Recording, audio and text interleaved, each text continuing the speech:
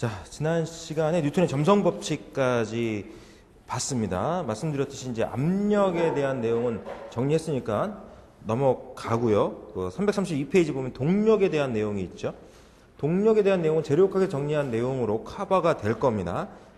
단위라든가 이런 부분은 재료역학이나 연력학에 정리했던 그 개념에서 정리가 될 수 있을 거고, 그 다음에 7번에 보면 이상기체에서 연력학에 정리했죠. 이상기체 방정식 정리를 했습니다. 자, 그래서 커버가 될 거예요. 자, 그래서 333페이지에 유체의 2차적 성질 부분에 보면은 최적탄성계수라는 표현이 있어. 자, 그 부분부터 좀 보도록 하겠습니다. 자, 최적탄성계수 들어봤죠? 재료역학에서 얘기했어. 재료역학에서 최적탄성계수는 소지극력 시그마 V를 최적 변형률로 나눠주면 되죠. 시그마 이퀄 최적탄성계수 K 곱하기 최적 변형률 입실론 V에서 이렇게 정리를 했어. 그래서 소지극력과 최적 변형률 사이에는 비례관계에 있다. 비례한도 내에서 후크의 법칙. 그래서 최적탄성계수라고 하는 비례쌍수를 도입을 하자. 이렇게 해서 정리를 했었죠. 그죠? 최적탄성계수 얘도 재료의 성질이야. 그죠? 유체의 성질이지 여기서는. 어떤 재료의 성질에 해당되는 값을 우리가 표현할 때 뭐 마이너스 얼마다 이렇게 표현하지는 않아요. 우리가 재료역학에서도 뭐 평면도형의 성질에서 보면 단면 2차 모멘트라든가 이런 거 얘기할 때 마이너스 값 이런 표현 없었다는 거죠. 기하학적인 성질 얘기할 때.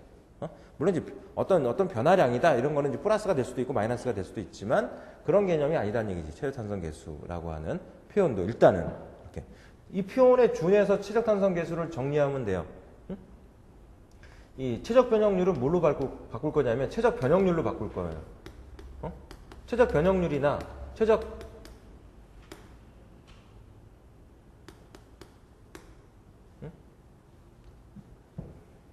변형률이죠. 그러니까 요거를 최적 변형률을 최적 변화율이라는 표현으로 바꾸자 이거지. 최적 변화율이라는 표현으로 바꾸자. 수지극력은 유체를 우리가 다루는 데 있어서는 수지극력, 뭐 인자극력이다, 압축극력이다 이런 얘기를 할 필요는 없어요. 압축성이라는 성질에서 잠깐 얘기를 했듯이 유체를 압축했을 때 그 부피를 줄이는 성질이 이제 그 압축성인데 이때 작용하는 힘이 압축력이에요. 압축력에 의해서 발생되는 응력이 우리가 압축응력이다 이렇게 얘기할 수 있는데 그 값에 해당될 수 있는 값이 압력이야. 유체에서는. 그래서 수직응력이라는 표현은 유체를 우리가 다룰 때는 전달응력의 표현했잖아 지금. 뉴턴의 점성법칙에서 전달응력 표현했지만 수직응력이라는 표현은 우리가 표현하지 않는다. 뭐로 바꾸기 때문에? 압력으로 대변되기 때문에 그렇다는 얘기지. 그래서 얘는 압력 변화량으로 바꿔. 압력 변화로 바꿔서 최적 변화율에 대한 압력 변화량. 이게 지금 우리가 정리하고자 하는 최적탄성계수의 기본 정의다. 이렇게 생각하시면 돼요. 최적 변화율에 대한 압력 변화량. 자, 그렇게 해서 지금 보겠다는 거죠. 네. 자, 예를 들어보겠습니다. 이런 용기에 유체를 채워놓고 여기에 이제 판을 하나 이렇게 올려놔. 판을 이렇게 하나 올려놓으면 유체가 판을 떠받치는 힘이 발생하게 되죠. 압력이 부과돼요. 그 압력을 P1이다 이렇게 놓겠습니다. 이때 최적은 V1 안으로 놓죠. V1 이렇게 놓고 얘를 눌렀더니 압축이 돼. 액체보다는 기체가 많이 압축이 되죠. 압력이 올라가죠. 압력이 올라가게 돼. 압력이 올라가게 돼. 이때 압력을 P2 이렇게 보죠. P1에서 P2까지 압력이 변해. 이때 최적은 V2로 놓겠습니다. 감소하죠. 최적과 압력은 지금 반비례 관계에 있습니다. 자, 이때 이제 최적 변화량 델타 V, 최적 변화량 델타 V는 V2 마이너스 V1으로 표현하는데 이 값은 0보다 작습니다. 마이너스가 튕겨 나온다는 얘기죠. 그리고 델타 P는 P2 마이너스 P1인데 얘는 0보다 커. 플러스 값이에요. 이렇게. 그래서 최적탄성계수를 표현할 때 최적 변화율에 대한 델타 V 오버 V, 최적 변화율에 대한 최적 변화량 이렇게 적용하면 되는데 이렇게 계산하면 마이너스가 나온다는 거죠. 그런데 최적 탄성계수, 재료의 성질, 유체의 성질이다. 마이너스 값으로 표현되어지는 값은 아니다. 그래서 마이너스가 따라다니는 거야. 최적 변화율에 델타 V가 0보다 작기 때문에 마이너스를 따라 붙이는 거죠. 최적 탄성계수를 구하는 기본 표현식이야. 최적 탄성계수 K는 최적 변화율에 대한 압력 변화량으로 구한다. 그럼 최적 변화율은 단위가 뭐야? 얘는 무차원이죠.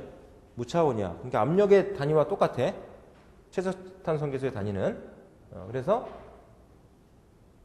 뉴턴 퍼 미터 제곱, 파스칼. 공학 단위에서는 킬로그램 포스 퍼 미터 제곱으로 표현이 됩니다. 자, 이 표현식을 미분식으로 좀 바꾸겠습니다. 미분식으로 좀 바꿔서 보자. 미분식으로 좀 바꿔서 봐. 자, 그러면 최적탄성계수 K는 dP 오바 압력 변화량은 미수 압력 변화량으로 dP 그리고 dV 오바 V로 비체적 변화율로 이렇게 바꾸겠습니다. 미소 비체적 변화율로 바꿔서 보죠. 그래서 미분식으로 이렇게 표현을 해. 미분식으로. 최적 변화율이나 비체적 변화율이나 같죠. 지금 질량은 변화가 없어요. 질량은 변화가 없으니까 상관은 없고요. 미소 압력 변화량을 이 최적 변화율은요. 밀도 변화율로 바꿀 수가 있어. 비체적은 밀도의 역수니까 밀도 변화율로 바꿔서 d 로 오바 로로 이렇게 바꿔놔도 상관없죠. 그리고 또한 밀도 변화율은 비중량 변화율과 같아. 분조 분모에 중력과 속도 곱변화도 상관없으니까 d 감마 오바 감마 이렇게 표현할 수도 있죠. 최적 탄성계수의 미분식으로 보시면 돼요. 이렇게. 자, 지금 등온 변화일 경우 보겠습니다. 지금 이상기체의 등온 변화의 흐름이다 이렇게 보죠. 이상기체의 등온 변화의 흐름이다. 이렇게 봤을 때는 이상기체 방정식이 성립하니까 PV는 RT로 표현이 되는데 이 값이 일정하다 이런 얘기죠. 일정이. 얘를 좌우변 미분을 해. 좌우변 미분을 하면 최적탄성계수를 끄집어낼 수 있어. 최적탄성계수는 D dP 오바 마이너스 dV 오바 V가 최적탄성계수라고 그랬어. 얘를 좌우변 미분해서 이걸 끄집어내. 그러면은 압력 P로 떨어집니다. 압력 P로 떨어져. 등온 이상기체 등온 변화시 최적탄성계수는 압력 P로 놓을 수 있어. 압력 P. 이렇게 놓을 수 있다. 단열 변화 흐름이면 이상기체 단열 변화 흐름이야. 비행기 주변으로 공기가 흘러가. 비행기 주변으로 공기가 흘러가. 그런 경우 이제 이상기체로 가정을 할 수 있어. 단열 흐름으로 가정을 할 수 있습니다. 자, 이때는 PV에 카파성 있고 일정 이렇게 표현이 되죠. 카파는 PV 카파성 있고 일정. 카파는 뭐야? 비열비 얘기하는 거야. 얘를 좌우변 미분을 해. 좌우변 미분을 하면 역시 최적탄성계수 K는 dP 오바 마이너스 dV 오바 V를 끄집어낼 수 있어. 그러면 카파의 P로 표현이 됩니다. 카파 비열비. 이상기체의 단열 흐름 시 최적탄성계수는 카파의 P로 표현이 된다. 자, 공식 고르는 게 한 번씩 출제가 됩니다. 참고하셔야 될 거고요. 미분에서 미분식에서 정리를 해주면 나와요. 자, 기체하고 액체의 최적탄성계수를 한번 생각을 해봅니다. 액체는 잘 압축이 안 되기 때문에 액체의 최적 변화율은 기체의 최적 변화율보다 상대적으로 작겠죠. 상대적으로 기체의 최적탄성계수가 액체의 최적탄성계수보다 작아요. 왜? 이게 크기 때문에. 액체보다는 기체의 최적 변화율이 더 커. 기체가 압축이 더 많이 될 테니까. 그러니까 최적 변화율은 기체가 크겠죠. 기체가. 액체보다는. 이렇게. 자, 그래서 상대적으로 기체의 최적탄성계수가 액체 최적탄성계수보다는 작을 거다. 자, 이 최적탄성계수의 역수로 표현되는 값을 압축률이라고 표현합니다. 압축률은 베타로 표현하는데 이 압축률 베타는 최적탄성계수의 역수로 나와요. 즉 압력 변화량에 대한 최적 변화율, 이 값을 압축률이라고 표현할 수가 있다. 압축률. 이 압축률은 일단 단위가 메타 제곱 퍼 뉴턴 또는 메타 제곱 퍼 킬로그램 포스로 표현된다는 얘기죠. 최저탄성 계수의 역수니까. 그러니까 차원은 F의 마이너스 1승의 L의 제곱으로 표현이 돼요. F는 M의 L의 T의 마이너스 2승이니까 이거의 마이너스 1승 곱하기 L의 2승으로 표현이 돼서 M의 마이너스 1승의 L의 1승의 T의 2승이 압축률에 대한 차원이 되겠죠. 압축률에 대한 MLT 차원, M의 마이너스 1승, L의 1승, T의 2승으로. FLT 차원으로는 F의 마이너스 1승, L의 2승으로 표현이 되는 값입니다. 이렇게. 기체 압축률이 액체 압축률보다 커. 압축률은 최저탄성 계수의 역수니까. 자, 압축률에 대한 표현 정리를 했고요.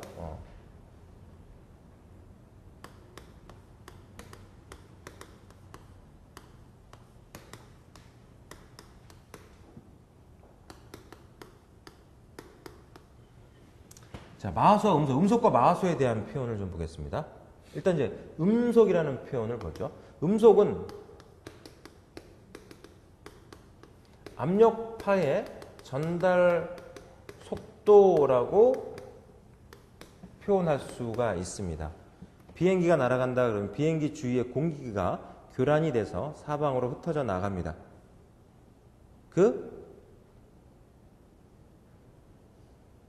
속도가 음속으로 생각을 하시면 돼요. 잔잔한 물에 돌을 하나 떨어뜨렸더니 돌의 표면을 잔잔한 그 호수의 표면을 때리고 돌이 떨어질 때 표면에는 파장이 일어서 주변으로 물결이 일어나게 돼요. 물결이 쫙 번져나갑니다. 그게 뭐야? 압력파의 전파 속도 개념으로 생각하시면 돼요. 그래서 물체가 유체 속에서 움직일 때 교란된 그 유체가 사방으로 번져나가는 속도의 개념으로 생각하시면 됩니다. 자동차가 움직이고 있다. 그럼 자동차가 공기 속에서 움직이니까 교란된 자동차 주변에 공기가 교란돼서 사방으로 흩어져서 번져나갑니다. 자, 그 속도의 개념을 생각하라는 얘기지. 기본적으로 음속이다 그러면 그 음속을 구하는 기본식이 음속을 C로 놔요. 루트 D 로우분의 dP로 놓습니다. 음속 C는 D 로우분의 dP. 미소, 밀도 변화에 대한 미소 압력 변화의 제곱근으로 음속을 계산해요. 자, 그러니까 비압수성 유체에서는 D 로우분의 dP, dP분의 D 로우가 제로라고 했으니까 비압수성 유체 흐름에서는 음속의 의미가, 마하수의 의미가 별로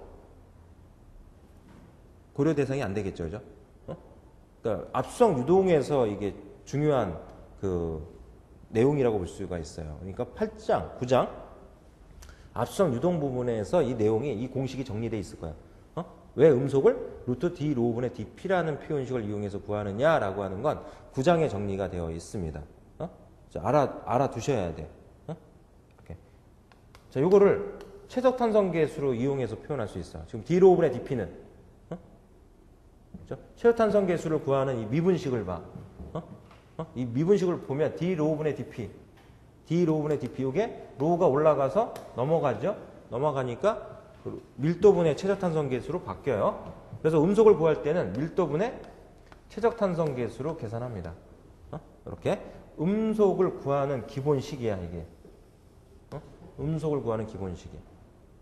자, 압수성 유체의 대표적인 게 공기 흐름이죠. 공기야, 공기. 이 공기를 이상기체로 가정을 해. 이상기체로 가정을 하는데 단열 흐름으로 가정을 해. 단열 흐름으로 비행기 주위로 공기가 지나간다. 그러면 그 공기가 빠른 속도로 비행기 주변을 빠져나가게 돼요. 그러면은 마찰에 의해서 비행기 몸체와 공기의 그런 어떤 그 마찰에 의해서 발생되는 그 열이 주변으로 번져나가는 전달이 되는 이런 시간이 굉장히 짧겠죠. 단열 흐름으로 가정을 해. 그래서 비행기 주변의 공기의 흐름을 우리가 해석을 할 때는 단열 흐름으로 가정을 한다. 자, 그러면 최저탄성 계수 K는 어떻게 된다는 거야? 카파의 압력 P로 놓을 수 있어요. 자, 그러니까 음속 C는 루트 1도 로우분의 최저탄성 계수 K에서 루트 밀도 로우분의 카파 P로 표현이 되고, 이상기체니까 이상기체 방정식 쓰면 로우분의 P는 RT죠. 카파의 기체상수 R에 T 이렇게 표현이 됩니다. 즉 공기니까 카파는 얼마야? 카파는 1.4, 기체상수 R은 287 줄 퍼 킬로그램 켈빈을 적용시킬 수가 있죠. 약 29.27 킬로그램 포우스 메타 퍼 킬로그램 켈빈으로 또 놓을 수 있고, 이렇게. 자, 그래서 이상기체, 공기의 이상기체 단열 흐름이다 그러면 음속을 구하는 공식이 돼요. 이렇게 음속을 구하는 공식이 됩니다. 이렇게 해서 음속을 구하면 이제 마수의 표현이 가능하죠. 마수는 앞에서 잠깐 말씀드렸듯이 음속분의 물체의 속도야. 음속분의 V, 물체의 속도. 비행기 주변으로 공기가 흘러간다 그러면 공기가 빠져나가서 사방으로 흩어지는 속도, 비행기가 날아가는 속도 V. 그러면 이제 마수가 표현이 됩니다. 마수. 마수 m이 1이면 우리가 음속이라고 얘기를 합니다. 음속이면 물체의 속도나 음속이 같아요. 압력파의 전달 속도나 물체의 속도가 같다는 얘기야. 이렇게. 마수 m이 1보다 작으면 아음속 흐름이라고 얘기를 하죠. 아음속 흐름. 아음속 흐름일 때는 음속이 물체의 속도보다 훨씬 더 빨라. 자동차가 움직인다. 뭐 전철이 지나가고 있다. 그러면 다 아음속 유동이야. 교란된 공기가 사방으로 번져나가는 속도가 더 커. 항상 물체는 교란된 공기의 영향을 받습니다. 아음속 흐름에서는. 음속 m이 1보다 크면 얘는 초음속이죠. 초음속 흐름에서는 물체의 속도가 음속보다 커. 음속보다 커. 그러니까 항상 물체는 교란된 바깥쪽에 있어요. 뭐 전투기 마 1.5, 마 2.0, 마 2.5 이런 전투기라든가 정찰기 이런 것들 초음속 유동 이렇게 공기의 흐름에 영향을 받지 않으니까 더 빨리 이제 움직일 수 있겠죠. 공기의 흐름에 영향을 받으면 아무리 저항이 생기니까 움직임에 이제 영향을 받는 거고, 이렇게 힘의 영향을 받겠죠. 마찰력에 대해 기본적으로는. 자, 이렇게 이제 그 마수에 따라서 유체 유동을 또 분류를 하면 이렇게 분류할 수 있다. 이건 다 비압수성 유체 유동보다는 압수성 유체 유동에 관련이 있는 내용들이다. 이렇게 봐야 됩니다. 정리를 해 두셔야 되겠고, 그다음에 이제 표면 장력과 마수라는 내용. 마수는 말씀드렸고, 표면 장력과 모세관 현상. 335 페이지. 표면 장력과 모세관 현상. 그 부분을 좀 보도록 하겠습니다.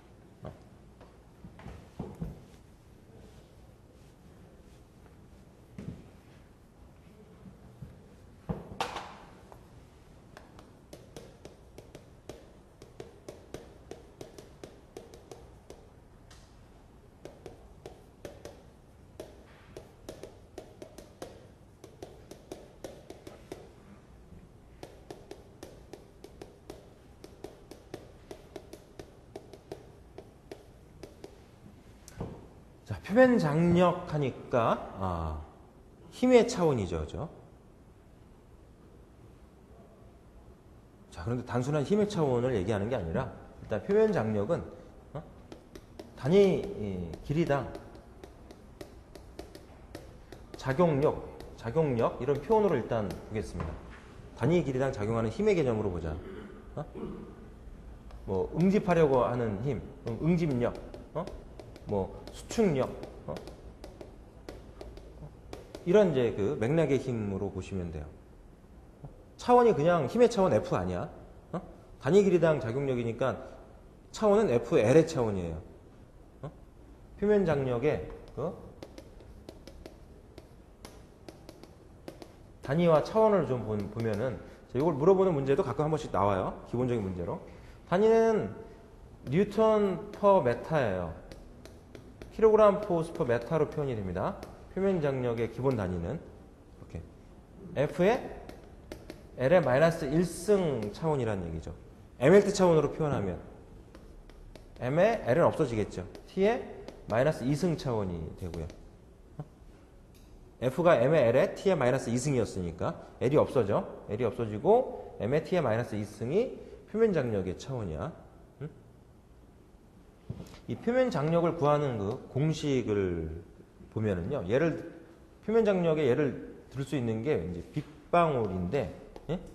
빗방울 또는 이제 물방울 같은 경우에 예를 들어봐요. 이제 비가 내린다, 보슬비가 내리고 있다. 그럼 이제 비의 형상은 무슨 형상이야? 구죠, 구. 구의 형상이야, 구의 형상. 그래서 빗방울이 이렇게 떨어진다. 빗방울이 이렇게 떨어진다. 그러면 이 빗방울의 이 표면에는 표면 장력이라는 힘이 작용하게 돼요. 그래서 바깥쪽은 공기고 안은 물이란 말이죠. 그래서 공기와 물이 접하는 그 표면에는 물 입자끼리 응집하려고 하는 힘이 물과 공기가 서로 끌어당기는 힘보다 더 강해요. 그렇기 때문에 물 입자는 물 입자끼리 응집하려고 하는 힘이 작용하니까 구 형상을 갖는 거라고 얘기한단 말이에요. 그래서 그 표면에 작용하는 힘이 표면 장력이다 이렇게 얘기를 합니다. 컵에다가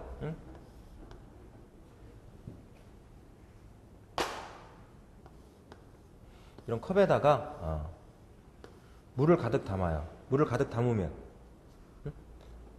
이렇게 볼록하게 이렇게 쌓이죠. 중앙 부분이 요 가 쪽보다는 더 좀 높게 담겨져요. 그것도 표면 장력 때문에 그렇다 이렇게 얘기할 수 있다는 거죠. 이렇게 안쪽으로 끌어당기는 힘이 물 입자끼리 끌어당기는 안쪽에서 끌어당기는 힘이 공기 입자와 물 입자 사이에 끌어당기는 힘보다 강하기 때문에 위로 이렇게 볼록한 이런 형태를 갖게 돼요. 갖게 돼. 자, 요때 요 그 표면 위에다가 바늘을 살짝 놔요. 바늘을 살짝 놓으면 얘가 떠요. 가라앉지 않고. 이렇게 함지 그릇에 이제 물을 가득 담아서 이렇게 가득 담아 놓고 보면 얘가 어떻게 돼? 얘가 우리 눈에는 수평으로 보이지만 실제로는 뭐야? 위로 볼록한 이런 상태로 담겨 있어요.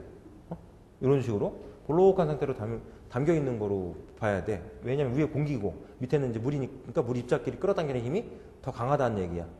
같은 입자들끼리 끌어당기는 힘을 우리가 응집력이라고 얘기합니다. 다 서로 다른 입자들끼리 끌어당기는 힘을 우리가 부착력이라고 얘기를 해. 그래서 부착력보다는 응집력이 강해, 물은. 그렇기 때문에 위로 볼록한 이런 상태에 유지를 하고 있기 때문에 이때 요 바늘을 가만히 놓게 되면 바늘이 가라앉지 않고 떠요. 지금 여기서 말씀드리고자 하는 거죠. 이게 왜 뜨느냐? 이런 문제가 나온 적이 있어. 왜 뜨느냐? 보기에 보면 부력, 표면 장력 이런 게 들어가. 이거는 부력 때문에 뜨는 게 아니에요. 표면 장력 때문에 뜨는 예로 봅니다. 표면 장력 때문에 뜨는 예로. 이렇게.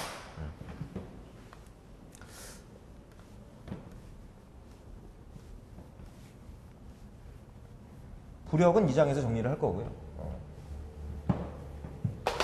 자, 이런 이제 빗방울이 구형상인데, 요때 이제 표면에 작용하는 표면 장력을 구하는 그 공식을 좀 정리를 해보면, 구의 직경은 뒤로 놓고, 안쪽에서는 바깥쪽으로 밀어내는 압이 걸립니다. 구 표면에 임의의 지점의 직각으로 이제 압이 걸리겠죠. 그 압을 P 이렇게 표현하겠습니다. 그래서 압력을 P 또는 델타 P 이렇게 표현하기도 하고요. 그래서 내부 초과 압력 이런 표현을 써.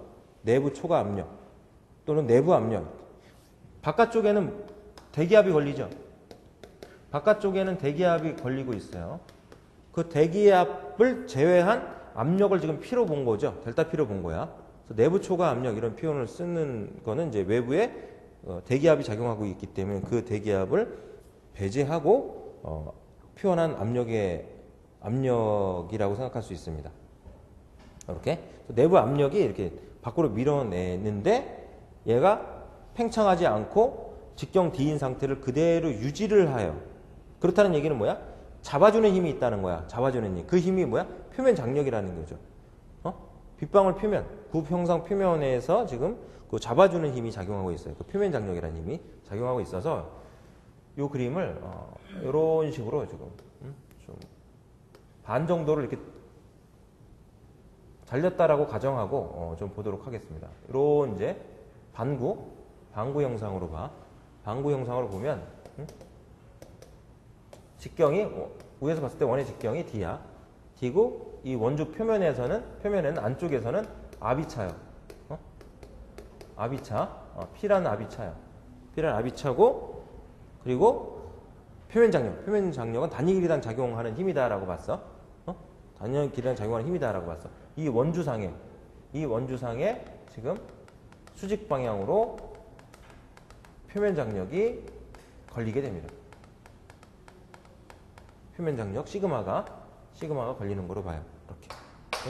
자, 이렇게 해서 힘의 평형식을 세워. 시그마 F 이퀄 제로 힘의 평형식을 세워. 힘의 평형식을 세우니까 안에 압력이 밖으로 밀어내는 힘. 압력에다가 면적 곱해주는데 이때 면적은 투상 면적 들어갑니다. 4분의 파이 D 제곱. 투상 면적 들어가고 곱하기. 원주 표면에 작용하는 힘은 표면 장력 시그마에다가 표면 장력은 단위 길이당 작용력이라고 봤으니까 표면 장력을 받고 있는 길이는 파이 D로 들어가야죠. 원주 길이가 들어가. 그래서 파이 D가 지워져서 표면 장력 시그마를 구하는 공식은 4분의 PD로 이렇게 이제 정리를 해줍니다. 이렇게. 자, 이렇게 봤을 때는 이제 그 내부와 외부 물방울 표면의 내부와 외부에 작용하는 표면 장력을 구분하지 않고 이렇게 본 건데요. 내 외부의 표면 장력을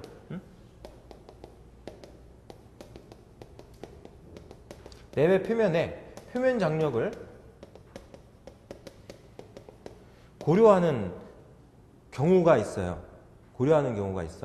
그때는 힘의 평형식을 세워서 정리할 때 P 곱하기 4분의 파이 D 제곱에 의해서 팽창시키는데 팽창하지 못하게끔 안쪽과 바깥쪽에서 꽉 잡아준다는 거죠. 이렇게 봤을 때는 그때는 시그마에다가 파이 D를 곱해서 이때 두께는 역시 얇지만 내 외부 표면에 표면 장력이 작용하는 걸 봐서 곱하기 2를 해줘요. 곱하기 2를 해주면 시그마는 파이 D는 하나씩 지워져서 8분의 PD로 이렇게 이제 적용을 하는 경우가 있어요. 이거는 교재에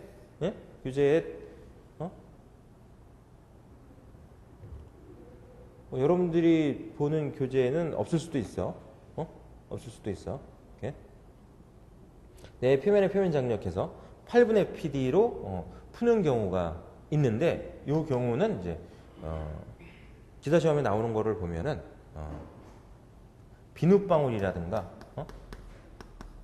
비눗방울이라든가 또는 비눗풍선에 적용시켜서 좀 풀어주세요. 이렇게. 기사시험 나오는 거를 쭉 제가 이제 이렇게 강의를 하면서 쭉 지켜보니까 처음에 이제 요게 나왔을 때는 좀 논란이 있었어요. 이게 2000년도 중반 경우에부터 이런 문제가 나오기 시작을 했어. 그래서 유체역학 교재에 보면 이런 내용들이 포함되어 있는 교재들이 있어요. 제가 학부 다닐 때는 이런 내용은 못 봤어. 이런 내용은 못 보고 비눗풍선이 됐든 비눗방울이 됐든 빗방울이 됐든 간에 관계없이 우리 때는 다 4분의 PD로 풀었어. 4분의 PD로 풀고 유체역학 교재에도 이제 그렇게 이제 얘가 좀 나와 있는 교재들이었는데 이게 2000년도 중반에 딱 보니까 그전에는 이제 비눗방울로 문제가 나와도 다 이 식으로 풀어서 답을 그전에는 다 가답원이나 정답을 발표하고 문제를 공개하기 시작한 거는요. 기사가 아마 2002년인가 2003년부터 공지를 했을 거예요. 공개를. 그전에는 공개가 안 됐어요. 문제도 공개가 안 되고 뭐 답도 당연히 뭐 공개가 안 됐었죠. 그러다가 이제 그 이후에 이제 답이 공개가 되고 문제도 공개가 되다 보니까 이제 그 공개가 됐었다는 것이죠. 그래서 그렇게 쓸 때도 그 초창기에 공개될 때도 보면은 4분의 PD로 이렇게 풀어서 가다반이 나오고 답들이 발표가 됐는데 2000년도 중반에 이제 넘어가면서는 이게 좀 갈렸어, 좀. 이렇게 갈렸어. 그래서 좀 이런 부분이 좀 애매합니다. 뭐 우리가 좀 그 판단을 할 때 우리는 학자는 아니잖아. 저도 학자는 아니거든요. 저도 뭐 유체역학 뭐 이렇게 학자는 아니에요. 뭐 대학교 그 유체역학 뭐만 전문적으로 가리키는 대학교 교수도 아니고 유체역학 학회 쫓아다니면서 뭐 지금 어떤 변화가 있고 그런 학자는 아닙니다. 저도. 그러다 보니까 뭐 저도 그렇고 여러분들도 그렇고 뭐 대학교에 나와 있는 그런 교과서를 위주로 해서 우리가 공부를 하고 판단할 수밖에 없잖아요. 그죠? 근데 이제 문제를 내는 사람들은 아무래도 전문가란 말이죠. 그래서 빨리빨리 그 전문가들이 인지하고 있는 그런 쪽에 우리가 쫓아가기는 아무래도 힘들어요.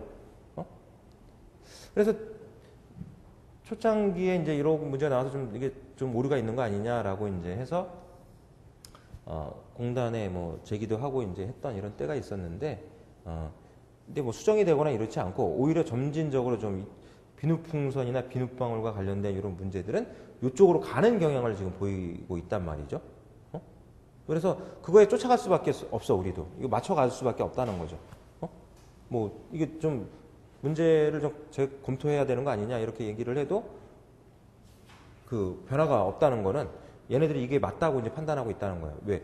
문제를 낸 사람이 이제 이거에 대한 어떤 확신을 갖고 있다는 거죠. 그러니까 우리는 그거에 맞춰서 가자라는 거야. 그래서 지금 제가 이렇게 구분을 해드리는 거야. 그래서 이것도 참 사실 좀 조심스럽긴 해요. 저도 뭐 이것만 연구하는 학자도 아니고 또 유체학과 교수라고 해서 이것만 연구하는 학자만 있는 건 아니거든요. 그래서 뭐 그 어쩔 수 없는 이런 그런 이제 그 경우가 되지 않느냐 이런 생각을 해서 지금 구분을 좀 해드리는 거예요. 그래서 우리는 문제 풀면서 최근에 나와 있는 문제들 이제 어차피 공개가 되잖아요. 그러니까 최근에 나온 문제들을 보고 그거에 쫓아갈 수밖에 없다. 그게 맞을 것이다. 그렇게 이제 생각을 해줘야 될 필요성이 있다는 것이죠. 이렇게 그래서 지금은 비누방울 비누풍선 관련해서 뭐 표면 장력을 구하라 이런 문제가 나오면 우선 요거에 맞춰서 풀어라. 그러면은 현재 지금 답을 공개하고 있는 거와 맞을 것이다. 이렇게. 과거에는 안 그랬었다는 거죠. 제가 학부 다니고 뭐 그리고 그럴 때는 그래서 이거로 풀거나 이거로 풀었을 때 답이 하나만 있으면 되는데 비누방울이나 비누풍선은 요거로 풀어도 답이 있어요 보기에. 그러니까 이제 어떤 게 맞느냐 이렇게 우리가 헷갈리는 거지. 근데 이제 이거에 맞춰서 지금 답을 발표하고 있기 때문에 요거에 맞춰서 좀 우리도 답을 좀 선택을 하자 이런 얘기지요. 우리 교재에는 뭐 이런 비누방울이나 비누풍선과 관련된 문제가 있을 수 있어요. 문제 풀다 보면. 근데 이거로 풀면 아마 답이 없을 거야. 이걸 풀면 답이 있고. 그럼 이거로 푸는 거로 생각을 했었다는 거죠. 그때 당시에는. 이렇게. 그래서 좀 구분해서 좀 참고하시고 기출문제 풀면서 여러분들이 이거를 한번 확인한다기보다는 그렇구나 이렇게 좀 참고하시면 되겠다 이런 얘기지. 이렇게. 그래서 예전에는 공식 고르는 이런 문제들에 이게 적용이 돼서 발표가 되고 계산 문제는 제 기억으로는 이 문제로 이 공식으로 풀어야 맞게 답이 이제 발표가 좀 됐던 거로 기억이 되는데 근데 이게 점진적으로 이제 계산 문제도 이 공식으로 풀어야 답이 맞는 거로 이렇게 지금 발표가 좀 되고 있다 보니까 이쪽으로 우선 좀 판단을 하는 게 맞겠다 이런 생각을 합니다. 그래서 우리 국내에 이제 유체학과 권위자가 있어요. 유체학과 권위자 뭐 누구라고 이제 말씀드리긴 좀 그렇고 권위자가 있는데 그 분의 유체학학 교재에 보면은 이런 내용들이 이제 추가된 내용들이 2000년도 중반 이후에 보면 있어요. 그래서 아마 그런 교재들을 보고 어떤 분이 이제 문제를 출제한 거 아닌가. 그래서 이제 그쪽으로 이렇게 좀 선회하고 있다라는 이런 개인적인 생각을 제가 좀 하게 좀 됐습니다. 이렇게. 그래서 참고하시고 뭐 제가 말씀드리는 거는 뭐 제가 어쨌든 유체역학 제가 학자가 아니기 때문에 요것만 연구하는 이런 학자도 아니고 그렇기 때문에 뭐 100%뭐 이게 맞다 이렇게 그 말씀드리는 거는 좀 조심스럽고 일단 뭐 제가 학부 다니고 뭐 그럴 경우에 이제 적용했던 건 다 이 시기이기 때문에 그래서 초창기에 말이 많았어요. 제가 아는 분이 야, 이게 말도 안 된다. 뭐 이게 지금 말이 되느냐 뭐 이렇게 그 하시고 이제 말씀하셨던 분들이 있는데 이제 시간이 지나니까 이거를 이제 받아들이기 시작을 했어요. 받아들이기 시작을 했어. 그래서 이제 뭐 경향이 지금 그러니까 이제 그거에 맞춰서 우리는 답을 선택을 하고 풀어 나가야 되겠다. 이렇게 좀 재미삼아 또 말씀드린 거고요. 이렇게 뭐 크게 걱정할 건 없어. 문제 풀면서 우리가 맞춰가면 되는 거기 때문에 이거는 어차피 뭐 객관식이고 하기 때문에 뭐 문제를 내는 사람들의 의견을 근데 무시를 할 수 없다는 거죠. 그 사람들이 이제 그 다 학위를 갖고 박사 학위를 갖고 있고 다 나름 또 대학 교수이면서 인지도가 있는 분들이기 때문에 그 사람들의 어떤 그 생각을 가지고 낸 문제들을 우리가 뭐 잘못됐다 무조건 이렇게 할 수는 없고요. 그래서 따라가는 게 이제 1차적으로 맞을 것이다 이렇게 생각을 하시고 기출문제 풀면서 좀 정리를 할 수 있도록 이렇게 하시고 제가 미리 참고로 좀 말씀드린 거고. 자, 그 다음에 이제 그 모세관 현상에 대해서 보면은요. 일단 이제 모세관이라는 거는 얇은 유리관을 생각하시면 되는 것이죠. 10mm 이하의 얇은 유리관, 10mm 이하의 얇은 유리관의 유리관을 일단 모세관이라고 보면 되고 이 모세관에 표면 장력 현상이 일어나게 돼요. 10mm 이하 이상의 큰 그 유리관에는 표면 장력이 무시해도 상관은 없습니다. 이렇게. 그래서 모세관과 관련해서는 뭐 여기서 정리하는 거 외에는 딱 특별히 더 이상 나오질 않는데 예를 들어서 이제 그 이런 탱크에다가 감마에 물을 받아놨어. 감마에 물을 받아놨고 여기다 모세관을 이렇게 꽂아. 모세관을 갖다 이렇게 꽂아 놓으니까 유체가 빨려 들어가요. 유체가 이렇게 빨려 들어가. 빨려 들어가서 이렇게 이제 유리관에 모세관에 보면 이런 식으로 액면이 아래로 볼록해지게 이제 유체가 채워져요. 따라 올라간다는 얘기죠. 이때 따라 올라간 높이 h를 구하라 이런 문제들이 한 번씩 출제가 된다는 거죠. 이렇게. 이게 이제 모세관 현상이죠. 모세관에 이렇게 이제 탱크 속에 유체를 담아두고 모세관을 이렇게 꽂아 놓으면 유체가 딱 따라 올라가는 이런 현상을 얘기를 하는 겁니다. 이때 이제 모세관의 직경을 뒤로 놓겠습니다. 이거를 해석하려면 이제 표면 장력을 적용시키는 거예요. 위에서 이렇게 표면 장력이 끌어당겨. 표면 장력이 끌어당기기 때문에 아래로 볼록해지는 거죠. 이때 벽과 이루는 각을 베타로 놓습니다. 접촉각이라고 하죠. 접촉각. 접촉각이라고 해서 놓고 시그마를 구하려면 역시 힘의 평형식 적용시킵니다. 힘의 평형식 적용시켜주기 위해서 이렇게 유체 덩어리를 이렇게 잡아. 유체 덩어리를. 그럼 밑으로 작용하는 힘은 무게가 있겠죠. 무게가 있어. 그 무게 W는 비중량 감마에다가 최적을 곱해주면 돼. 비중량 감마에 최적을 곱해주면은 이렇게 이제 요 무게가 나오겠죠. 그리고 그 무게 위에는 표면 장력 시그마가 끌어당기는 이 Y 방향의 힘이 있어. 이 Y 방향의 힘은 시그마 곱하기 코사인 베타의 힘이겠죠.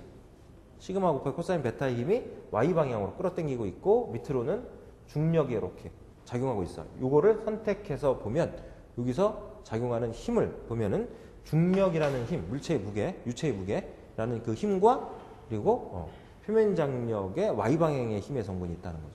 그거의 평형 상태에 있겠죠. 움직이지 않으니까. 그래서 시그마 F Y 이퀄 제로 힘의 평형식을 세워요. 그래서 W는 감마 곱하기 최적이니까 면적 4분의 파이 D 제곱의 높이 H가 최적이 되겠죠. 이퀄 시그마의 코사인 베타에다가 위에서 본 표면 장력이 작용하는 길이에 해당되는 건 파이 D. 원의 둘레 길이가 돼. 파이 D에서 파이 하나 지워지고 D 하나 이렇게 지워져서 여기서 높이 H를 정리하니까 감마 D분의 4 시그마 코사인 베타 이렇게 식이 나옵니다. 시그마는 표면 장력, 감마는 비중량. 이렇게 해서 H를 구하는 표현식 이렇게 정리를 해 두시고 가끔 한 번씩 출제가 된다. 응? 모세관에서 유체가 따라 올라간 높이 H, 유체는 지금 물이에요. 물을 예로 들어서 이렇게 지금 본 겁니다. 물의 비중량 얼마 적용시켜야 돼? 안 주면? 9,800. SI 단위에서는 9,800 뉴턴 미터 3 이렇게 적용해야죠.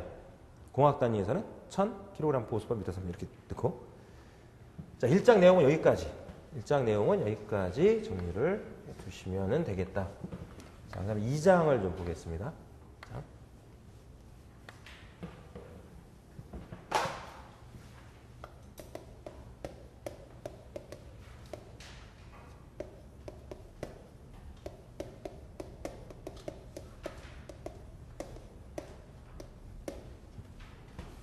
2장 내용이 유체의 정력학입니다.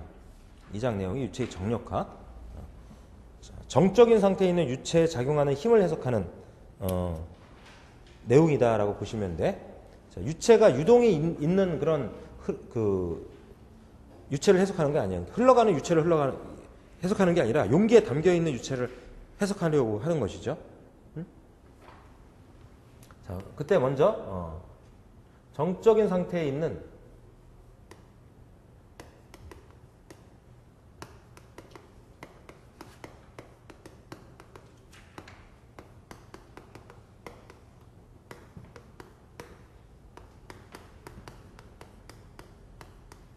유체의 성질에서 한 4가지만 먼저 정리를 하겠습니다. 정적인 상태에 있는 유체의 성질. 자, 내용 정리할 때 이게 좀 필요해. 이 내용이 좀 필요한데, 정적인 상태에 있다라고 하면 지금 용기 속에 담겨 있는 유체를 우리가 기준으로 하니까 정지 유체를 먼저 생각하시면 돼. 정지 상태에 있는 유체. 이렇게. 용기에 유체가 담겨 있어요. 이렇게. 용기에 유체가 담겨 있어. 그럼 유체가 담겨 있을 때 유체가 기름이라고 할지라도 점성은 고려할 필요 없죠. 물의 점성은 아주 약해요. 그렇기 때문에 물은 비점성 유체로 취급해서 다룹니다.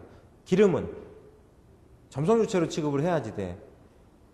점성 유체로 취급을 하는 데 있어서 그냥 용기에 이렇게 기름이 담겨 있어. 그러면 점성 유체라 할지라도 유체층과 층이 미끄러지면서 발생되는 그런 저항 이런 걸 고려를 해야 되는데 지금 흘러가는 유체가 아니란 말이에요. 그렇죠? 그러니까 비점성 유체로 그냥 간주해도 상관없어. 자, 그래서 2장과 3장에서 기름이라고 하는 그 유체 언급이 되더라도 그냥 비점성 유체 개념으로 풀면 돼. 근데 이게 이제 2장, 3장, 4장이네요. 2장, 3장, 4장 내용과 관련해서는 기름이라고 문제상이 언급이 되더라도 이때 유체는 비점성 유체로 간주해서 문제를 푸세요. 그러나 이게 5장 내용으로 이제 넘어가면 점성 유체로 봐야 되고 또한 물에 5장, 7장에서 보면 이제 물이 흘러가더라도 비점성 유체로 우리가 취급하는데 마치 점성 유체처럼 간주해야 되는 이런 이제 또 관련된 내용이 있어요. 그래서 이제 이 문제가 몇 장과 관련된 문제냐라고 하는 걸 기준으로 해서 이걸 비점성 유체로 놓고 내지는 점성 유체로 놓고 이렇게 볼 것이냐 이런 거를 생각을 해보셔야 될 거예요. 자, 지금 비점성 유체와 관련된 내용이다라고 보면 되는 거죠. 자, 첫 번째 내용으로는요, 정지 유체 속에서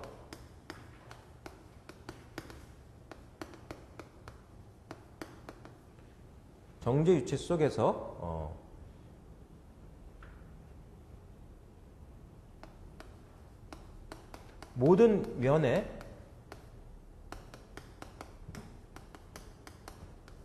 작용하는 압력은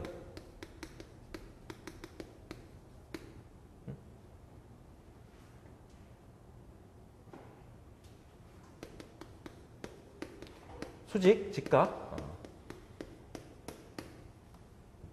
모든 면에 작용하는 압력은 수직으로, 직각으로 작용한다. 이렇게 보죠. 정지 유체 속에서 압력은 모든 면에 수직으로 작용한다. 이렇게 표현해도 되겠고, 정지 유체 속에서 압력은 정지 유체 속에서 압력은 모든 면에 직각, 수직으로 작용한다. 이렇게 보세요. 무슨 얘기냐면 이렇게 이제 용기에 유체를 담아놔, 비중량 감마의 유체를 이렇게 담아놔. 위에서는 대기압이 이렇게 누르죠. 대기압이 눌러. 이 대기압인데 P0, 대기압은 P0로 놓겠습니다. 대기압을 받는 이 유체, 이 액면은 우리가 자유표면이다 이렇게 얘기합니다. 자유표면이다 이렇게 얘기하는데 좌우측 벽, 이 벽면에 작용하는 압은 항상 수직이죠. 면의 수직이야. 면의 수직으로 작용하는 거 바로 봐야 되고, 바닥에 작용하는 압도 수직이죠. 직각이야. 직각으로 걸려. 압력이 기본 정의죠. 그러니까 압력은 단위 면적당 작용하는 수직력 이런 표현으로 정의하니까. 자, 그런데 이 유체 속에 어떤 물체가 이렇게 잠겨 있어. 어떤 물체가 이렇게. 물체가 잠겨 있어. 물체가 잠겨 있으면 이 물체의 표면에 작용하는 압은 항상 직각이죠. 모든 면에 항상 직각이야. 물체가 아니라 그냥 이렇게 유체 덩어리를 우리가 잡았다. 이렇게 유체 덩어리를 잡았다라고 하더라도 이 유체 덩어리에 잡은 그 표면에 작용하는 압은 항상 직각이죠. 항상 직각이야. 그거 얘기하는 거고. 두 번째는 정지 유체 속에서 한 점에 작용하는 압력의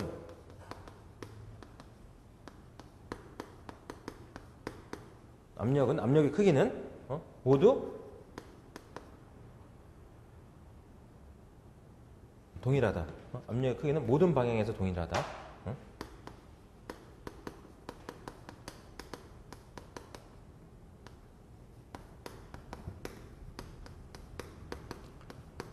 정지 유체 속에서 한 점에 작용하는 압력의 크기는 모든 방향에서 동일하다.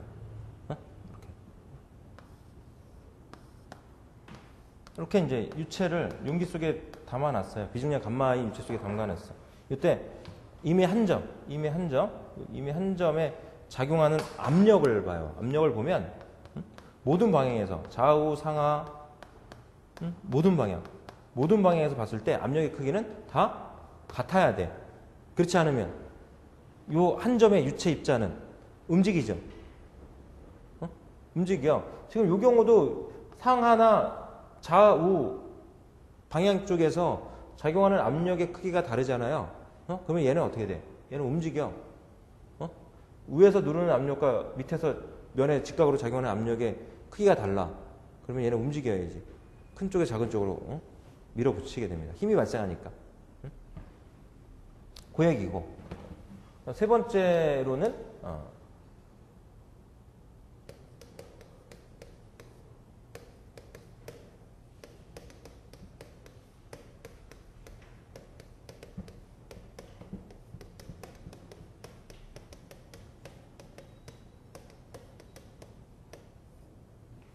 정지 유체 속에 임의의 한 수평선상의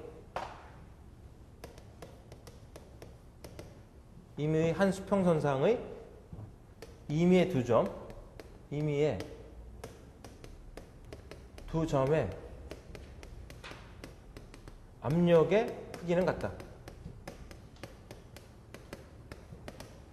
정지 유체 속의 임의의 한 수평선상의 임의의 두 점의 압력의 크기는 같다. 다 이제 전제 조건이 있어요. 전제 조건이 있는 게 정지 유체 속에 임의의 한 수평선을 잡아. 임의의 한 수평선을 이렇게 잡아. 이 수평선은 항상 자유표면과 나란해야 돼. 자유표면과 나란한 상태에 있어야 돼. 같은 깊이에 있어야 된다는 얘기지. 같은 깊이에. 같은 깊이에 있어야 돼. 그때 임의의 두 점을 이렇게 잡았을 때, 완투 이렇게 잡았을 때 이 두 점의 압력의 크기는 같아야 돼. 그렇지 않으면 유체가 움직여요. 역시 움직이게 돼. 그러니까 이 임의의 두 점 사이에 유체 덩어리를 이렇게 잡아. 유체 덩어리 이렇게 잡았을 때 항상 압력은 면에 어떻게 작용해? 수직으로 작용해. 수직으로 작용하니까 요 면에 수직으로 이렇게 누르는 힘이 발생하고 이렇게 누르는 힘이 발생해. 압력이 발생한다는 얘기는 힘이 발생한다는 얘기야. 이때 이제 요게 다르면 어떻게 돼? 이게 움직여. 움직여. 그래서 움직이지 않으려면 같아야 돼. 그래서 수평선 하면 항상 자유평면과 나란한 평행한 이런 수평선 이렇게 생각을 하시고 적용을 해야 맞을 거다는 얘기지. 오케이? 같아야 된다. 응? 같아야 된다. 네?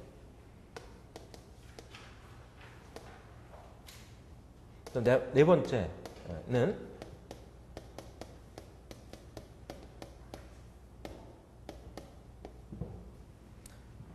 밀폐된 용기 속에서 유체에 가한 압력은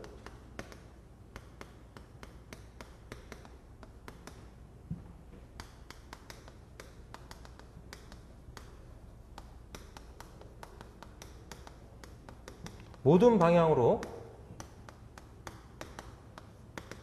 동일하게 전달된다. 밀폐된 용기 속에서 유체에 가한 압력은 모든 방향으로 동일하게 전달이 된다. 이거를 파스칼의 원리다 이렇게 얘기하죠. 파스칼의 원리. 자, 유압기기에서도 이게 이제 문제 한 번씩 나와요. 유압기기라는 과목 4과목에 있죠. 유압기기의 원리다 이런 표현을 써요. 또 유압기기의 원리. 파스칼의 원리. 유압기기의 원리라고도 얘기를 한다. 자, 그래서 밀폐된 용기로서 예를 들 수 있는 게 이제 유압프레스나 수압프레스 같은 것들을 예를 들 수 있어요. 이렇게 유압프레스, 수압프레스에 이렇게 유체를 담아놨다. 그리고 이제 왼쪽에 A1 면적에 F1의 힘을 이렇게 가하고 오른쪽에도 이렇게 A2 면적에 물체에 F2라는 힘을 이렇게 가하는 거로 보고 있겠습니다. F1이 지금 F2보다 커.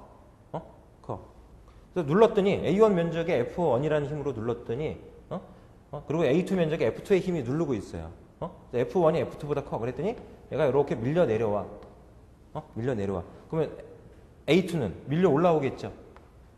밀려 내려온 길이는 S1, 밀려 올라간 높이는 S2. 이렇게 딱 작용한 다음에 딱 평형 상태를 유지를 해.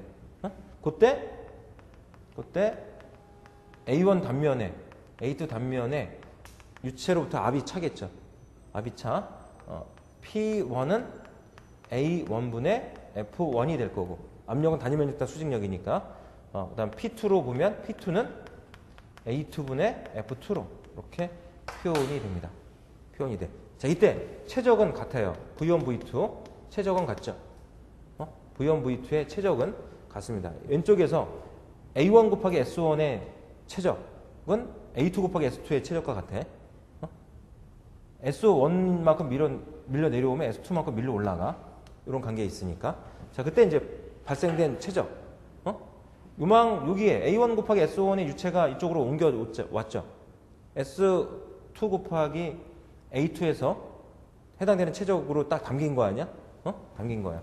그죠? 그러니까 4분의 파이의 D1 제곱 곱하기 S1은 4분의 파이 곱하기 D2의 제곱 곱하기 S2랑 같아. 그러니까 이렇게 4분의 파이가 없어져요. 없어져서 D1 제곱 곱하기 S1은 D2 제곱 곱하기 S2랑 같아. 자, 일단 이제 이 관계를 이용해서 푸는 문제가 나온다. 그 다음에 파스칼의 원리에 의하면 밀폐된 용기 속에서 유체에 가한 압력은 P1의 압력을 가했더니 모든 방향으로 동일하게 전달된다는 얘기죠. 그렇다는 얘기는 지금 P1과 P2가 같다는 얘기야. P1과 P2가. 자, 어떻게 이걸 우리가 확인할 수 있냐면 지금 A1의 물체가 F1에 의해서 요만큼 밀려 내려와요. 밀려 내려와서 이루어진 일 W1의 크기하고 A2가 F2의 힘을 받으면서 S2만큼 밀려 올라와. 이때 이루어진 일의 크기랑 같아야 돼. 여기서 F1 곱하기 S1 해가지고 가한 1에 의해서 얘가 밀려 올라온 거니까 A2가 한 일이나 A1이 한 일의 크기는 같아야 된다는 얘기지. 이렇게. 그러면 U1은 F1 곱하기 S1으로 표현되는 거죠. 이를 표현할 때. U2는 F2 곱하기 S2로 표현이 되는 거야. 이렇게. 그래서 F1은 P1 곱하기 A1 해주면 되는 거죠. 곱하기 S1 이꼴 F2는 P2에다가 A2 곱해주면 돼. 곱하기 S2 이렇게.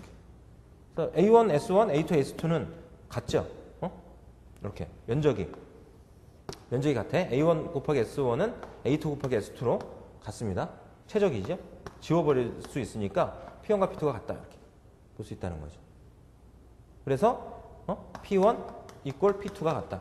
이렇게 파스칼의 원리에 의하면 밀폐된 용기 속에서 유체에 가한 압력은 모든 방향으로 동일하게 전달이 된다. 이렇게 해서 확인을 해볼 수가 있습니다. 이렇게 파스칼의 원리. 자, 지금 정리된 이런 표현식이나 이런 표현식을 이용해서 계산하는 문제가 유체역학에서도 나오고 유압기기라는 과목 쪽에서도 나온다. 정리해 두셔야 되고 2장 정리하는 데 있어서는 지금 동그라미 1번, 동그라미 2번, 동그라미 3번 얘기한 거 요거를 기초로 해서 2장 내용이 정리가 되고 또한 3장 유체 유동에도 이제 이게 적용이 되는 그런 부분이 있습니다. 참고하셔야 돼. 이렇게. 예. 자, 이번 시간에 여기까지 정리하고 다음 시간에 이어서 좀 볼게요.